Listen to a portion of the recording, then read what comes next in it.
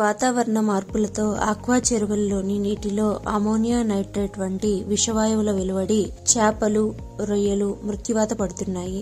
Aqua రైతులు అప్రమత్తంగా ఉండి తగు జాగ్రత్తలు పాటించాలని ఆ రంగ నిపుణుడు డాక్టర్ అడబాల గోపాలరావు సూచించారు.